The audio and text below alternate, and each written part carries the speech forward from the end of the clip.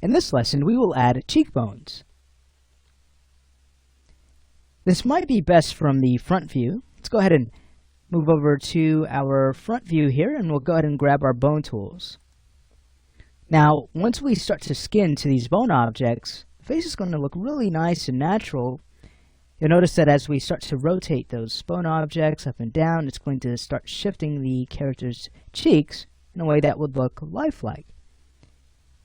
Let's go ahead and grab our Create Bones tool here, and with that selected, we'll go ahead and start our chain right at the top of the left nostril. Let's go ahead and start there, and considering the flow of our geometry, let's go ahead and have this flow down until we arrive at a point where we're just above the lips.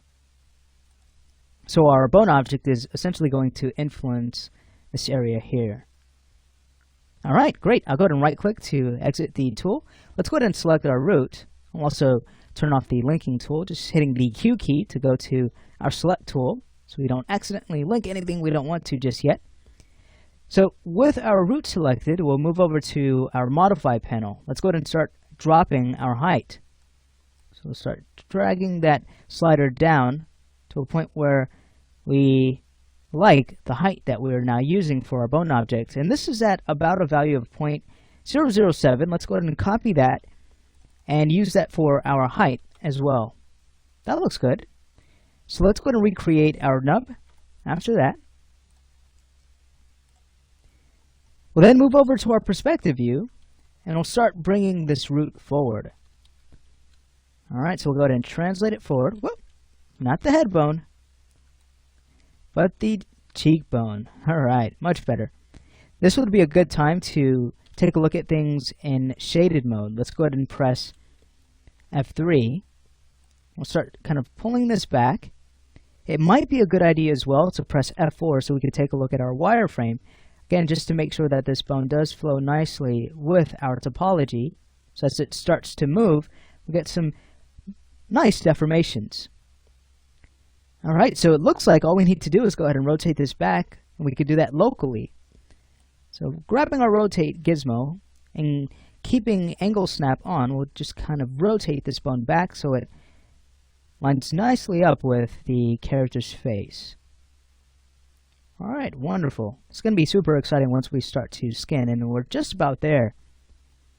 Okay, so once we like the placement of this bone object, it's then time to mirror this across. Let's go ahead and grab the root and the nub and click on mirror.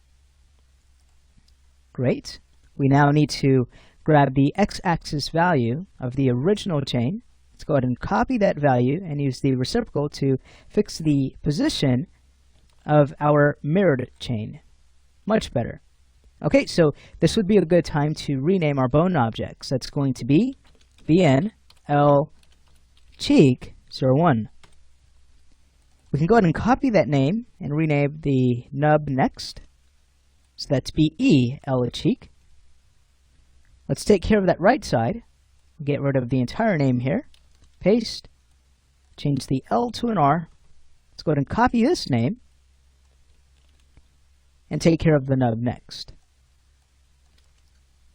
Okay, sweet. Remember, we want to change the prefix here. Great, this is looking good. This would be a good time to, let's say, hide the face, so we can go ahead and link our cheekbones over to the head bone. So let's go ahead and find the link tool. We'll go ahead and link to the head bone. Once we've done that with our root still selected, we'll press Control Page down to grab both chains. We'll now go ahead and Alt right click and freeze their transforms. Very nice. Remember, with them still selected, we'll go ahead and grab our skeleton layer and add those objects. And there we go. So there we have it. We've managed to create a majority of the bones that will be used to deform the face, but we do have the lips to take care of next. So let's say we move to the next lesson and we start working on our lip rig. I think you'll be really excited about the outcome of this. We're taking a slightly different approach, something that will be game friendly. So again, let's move to that next lesson and get to work.